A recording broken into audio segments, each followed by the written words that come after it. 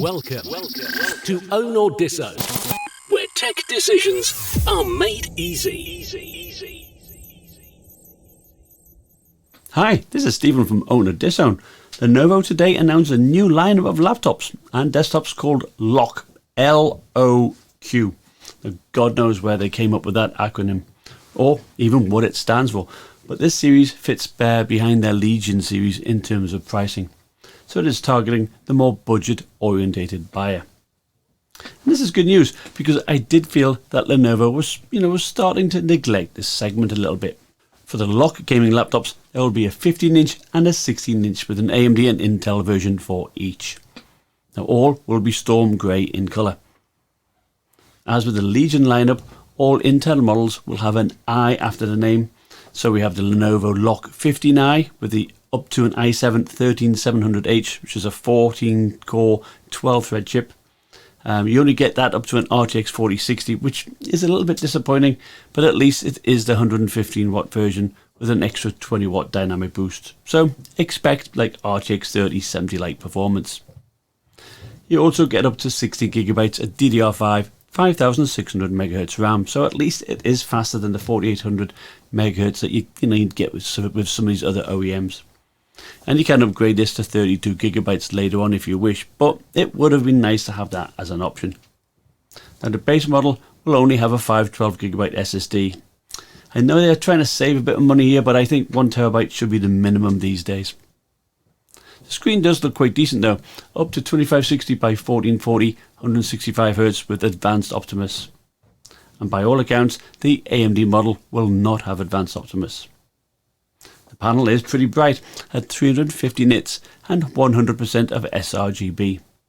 The base model will have a 1080p 144Hz panel.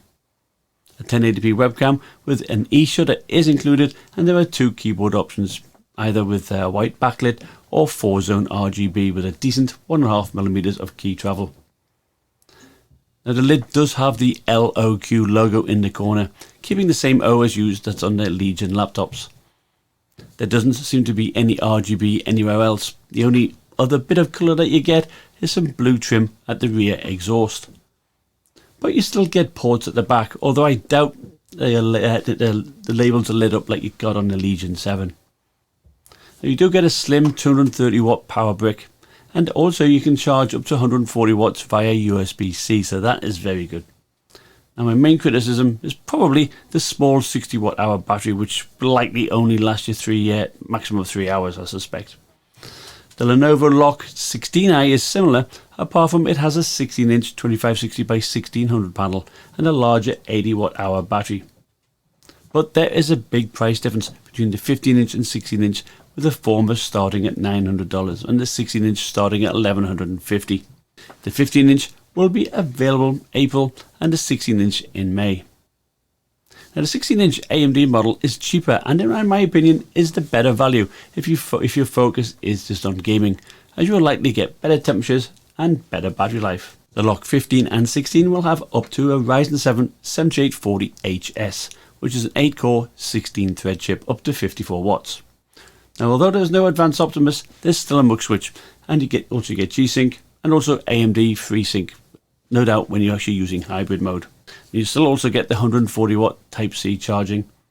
Battery and panel options you see on the internal models, so I think the savings you get on the 16-inch in particular makes a lot of sense.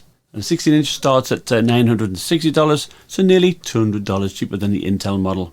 The 15-inch starts at $900, so the same as the Intel model. The AMD models will be available 1 month later, so that's May and June.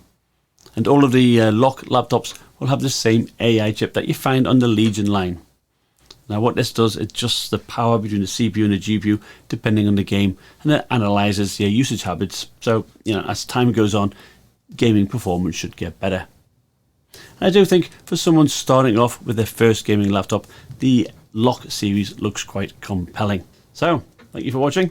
Bye now.